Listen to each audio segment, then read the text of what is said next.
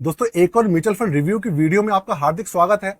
देखिए आज की वीडियो के अंदर स्मॉल कैप कैटेगरी का जो सबसे बड़ा फंड है, सबसे पुराना फंड है, Nippon India small cap fund की मैं बात कर रहा हूं। सबसे बड़ा फंड इसलिए कह रहा हूं, सबसे ज्यादा इन्वेस्टमेंट और एयूएम इसी के अंदर है। करोड़ों लोगों का एयूएम है इसके अंदर, करोड़ों लोगों की एसआईपी है इसके अंदर। किसके अंदर? Nippon India small cap fund के अंदर। कुछ इसके अंदर ऐसी चीजें हुई हैं जो कि इन्वेस्टर्स के लिए बिल्कुल भी ठीक नहीं है, बिल्कुल भी उनके लिए जो रिटर्न्स निकल के आ रहे थे उनके हक में नहीं है। अब क्या चेंजेस हुए हैं आप वीडियो देखेंगे तो आपको पता लग जाएगा। साथ में रिटर्न्स को लेकर, इसकी रैंकिंग को लेकर, इसके चार्जेस को लेकर हर चीज में कुछ ना कुछ चेंजेस आए हैं। तो वीडियो इंफॉर्मेशनल है, जरूरी है आपके लिए। अगर आपके पास ऑलरेडी है तो भैया जरूरी है ही आपके लिए, और अगर नहीं भी है तो भी देखिएगा, आपको पता लगेगा कि भैया जो ये जो फंड है क्यों नंबर 1 था और अब क्यों नंबर 1 है या नहीं, ये तो आपको वीडियो देखने के बाद ही पता चलेगा। ठीक है, तो स्वागत है मेरे चैनल दी एक्टिव तरुण में। अगर चैनल पे पहली बार आए हैं तो सबसे पहले चैनल को सब्सक्राइब कीजिएगा और बेल के आइकन को दबा दीजिएगा। दोस्तों अगली जो स्क्रीन होने वाली है, कंप्यूटर स्क्रीन आपके सामने होगी, जिसके अंदर 1 बाय 1 सारी चीजों के ऊपर डिस्कस करेंगे डिटेल में। पूरी की पूरी वीडियो इंफॉर्मेशन पर्पज के लिए, किसी भी तरीके का रिकमेंडेशन, सजेशन या एडवाइस इस फंड को लेकर, किसी भी फंड को लेकर हमारी तरफ से बिल्कुल भी नहीं है, क्योंकि स्टॉक मार्केट में रिस्क हमेशा बना रहता है। शुरू करते हैं। देखिए कंप्यूटर स्क्रीन आपके सामने चालू हो चुकी है। अभी आपको सब फंड का नाम है Nippon India small cap fund direct plan.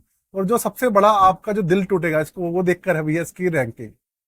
देखिए पिछले कई साल से मैं इस फंड का रिव्यू भी कर रहा हूं, देख रहा हूं, और ये लगातार 5 स्टार रैंकिंग पे बना हुआ था। आज तक ना इसने अपनी रैंकिंग जो है लूज नहीं की थी, लेकिन अब फाइनली इसकी जो रैंकिंग है 5 स्टार से घटकर 4 स्टार पे आ गई है।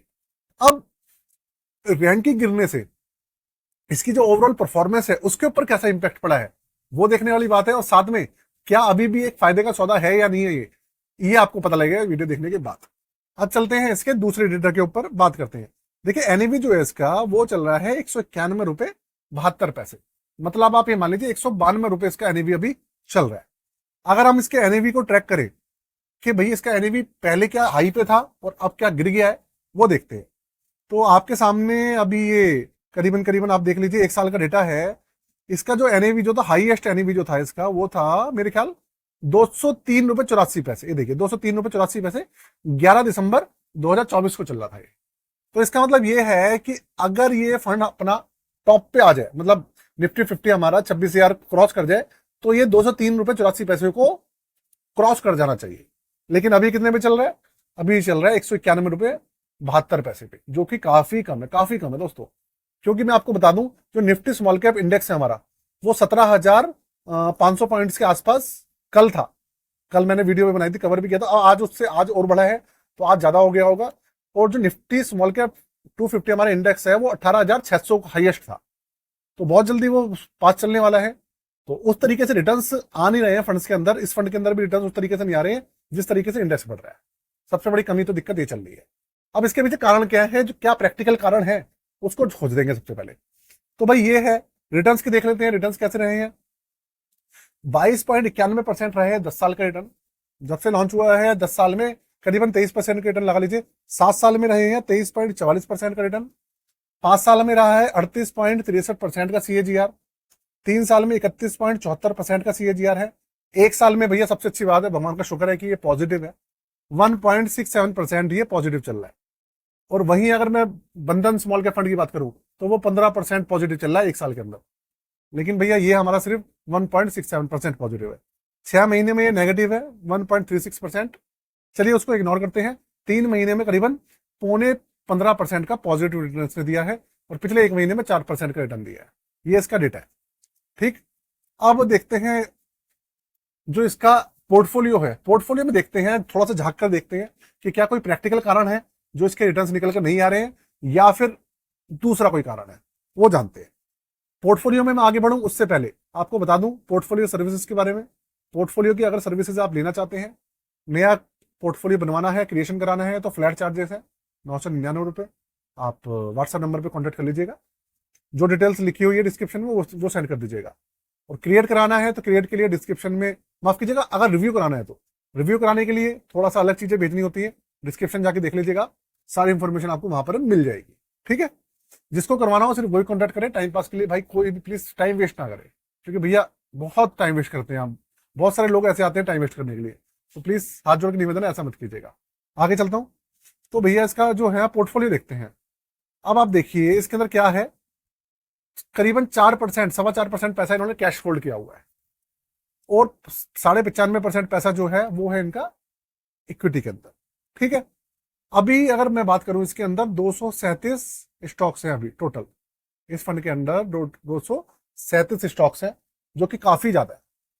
और जो बड़ी कंपनीज है उसके अंदर करीबन करीबन 17% इन्वेस्टमेंट है। मिड कैप के अंदर है 48.48%, स्मॉल कैप में है 34.39%।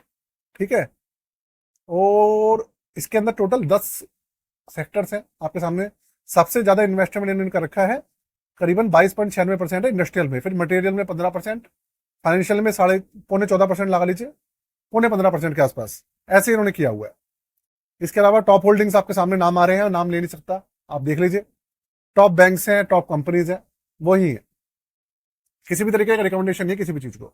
तो भाई ये है। अब जानने की कोशिश करते हैं इसके पीछे जेन्युइन कारण क्या लग रहा है। तो देखिए एक जो कारण नजर आ रहा है इसके कम रिटर्न्स का, वो तो ये है कि 4% पैसा जो है ये भैया कैश लेके बैठे हुए हैं। कैश लेके बैठने की वजह से मार्केट में लग नहीं रहा है, तो जब मार्केट लग नहीं रहा तो रिटर्न्स निकल कर नहीं आ रहे। एक तो ये प्रॉब्लम है। दूसरा जो प्रॉब्लम है वो भी मैं आपको बताता हूं, आप वीडियो बने रहे। पहले दूसरा डाटा चेक करते हैं। 1 जनवरी 2013 को ये लॉन्च हुआ था दोस्तों। उसके अलावा निफ्टी स्मॉल कैप 250 इसका इंडेक्स है। ओपन एंडेड है, जब मर्जी जाइए जब मर्जी आइए, कोई रोक टोक नहीं है। एक्सपेंसिव रेशियो 0.65% है, जो कि पहले से कम हो गए हैं। पहले इसके एक्सपेंसिव रेशियो काफी ज्यादा थे, अब कम कर दिए। इसलिए कम कर दिए क्योंकि लोग इससे नाराज है। स्टॉक्स भाई SIP बंद भी कर रहे हैं और भी चीजें कर रहे हैं, इसलिए एक्सपेंसिव रेशियो कम करे इन्होंने। इसके अलावा 25.71% का इनका वो है CAGR है, जब से लॉन्च हुआ है। 63,000 करोड़ का इसके अंदर AUM है, 63,000 करोड़ का। आप ये समझ लीजिए जितने भी हमारे स्मॉल कैप फंड्स हैं उनमें सबसे ज्यादा AUM इसी के अंदर, सबसे ज्यादा। रीजन क्या है, आपको मैंने बताया था कि 5 स्टार रैंकिंग का है, बहुत अच्छा फंड है, रिटर्न्स बहुत अच्छे हैं, सब कुछ ओके रहता है। 5,000 रुपए की मिनिमम इन्वेस्टमेंट हुआ करती थी जब इसके अंदर लमसम चालू थी, अब तो लमसम बंद है। 100 रुपए से मिनिमम SIP चालू होती है और 1% है इसका एक्सपेंसिव रेशियो 1 साल के अंदर। ये पूरा का पूरा डेटा है इसका। आप समझते हैं कि भैया इसके अंदर जो है जो गिरावट चल रही है उसका कारण क्या है। देखिए सबसे बड़ा जो कारण है ना इसके अंदर वो ये है, आप पोर्टफोलियो में देखिए। एक तो 4.25% इन्होंने कैश रखा हुआ है, जिसकी वजह से रिटर्न डाउन हुआ है। दूसरा जो कारण है वो ये है 237 स्टॉक्स, 237 स्टॉक्स। डाइवर्सिफिकेशन यार बहुत ज्यादा है, बहुत ज्यादा स्टॉक्स इन्होंने क्या कर रखे, खरीद रखे हैं, जिसकी वजह से हो ये रहा है कि रिटर्न जो है ना निकल के नहीं आ पा रहे। डाइवर्सिफिकेशन ज्यादा हो गया, रिटर्न कम हो गया। आप हमेशा नोटिस करना, अगर किसी भी चीज को आप डाइवर्सिफाई ज्यादा करते हो तो जो रिटर्न्स होते हैं ना हमेशा डाउन हो जाते हैं। अगर आप एग्रेसिवली खेलते हो, एग्रेसिवली इन्वेस्ट करते हो तो रिटर्न ज्यादा मिलेंगे। हाँ, होता यह है कि ज्यादा डाइवर्सिफाई करने से रिटर्न्स अच्छे ना मिले, लेकिन थोड़ा रिस्क कम हो जाता है, ये भी फायदा है उसका। लेकिन यहां पर रिस्क तो कम हो रहा है नहीं हो रहा है वो तो पता नहीं, हाँ, लेकिन रिटर्न्स गिर रहे हैं और इन फंड्स को भी नुकसान हो रहा है।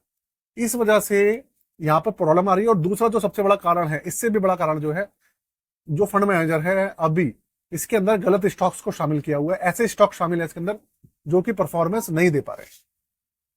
जैसे ही फंड मैनेजर AMC उन स्टॉक्स को निकाल के बाहर करेगी, अच्छे स्टॉक्स शामिल करेगी, ये फंड जो है एकदम से आपको रिटर्न जो है फिर से पहले की तरह देखने को मिल जाएगी। अब क्वेश्चन ये निकल के आता है कि अच्छाई क्या है, बुराई क्या है।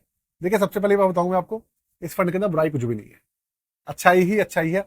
इस फंड के अंदर सबसे बड़ी कमी जो थी वो था इसका ज्यादा एक्सपेंसिव रेशियो, जो कि इन्होंने कम कर दिया, 0.65% कर दिया है। जिसकी भैया मैं तहे दिल से Nippon India small cap fund वालों से भैया हम लोगों ने रिक्वेस्ट करी थी बहुत बार, शायद उन्होंने सुन ली और इसके चार्जेस कम करे हैं, जिससे इन्वेस्टर्स को बहुत फायदा होगा। लॉन्ग टर्म में बहुत फर्क पड़ता है। दरेज बहुत छोटे छोटे जो चार्जेस होते हैं ना उससे भी बहुत लाखों रुपए का फर्क पड़ जाता है, ज्यादा मिल जाते हैं लोगों को। तो भाई उसका फर्क पड़ता है, AMC ने सोचा है, अच्छी बात है। बाकी कोई दिक्कत नहीं है, 4 स्टार 5 स्टार से कोई बेटर नहीं करता। थोड़े से रिटर्न्स कम हो रहे हैं इसलिए रैंकिंग घट गई है, रिटर्न्स दोबारा ठीक होंगे, अपने 5 स्टार पे आ जाएगा। ठीक, तो यहीं पर वीडियो को खत्म करते हैं दोस्तों। कैसी लगी जरूर बताइएगा, चैनल को सब्सक्राइब कर लीजिएगा अभी तक नहीं करा तो, और भैया अपना प्यार देते रहिएगा। आज के लिए जय हिंद।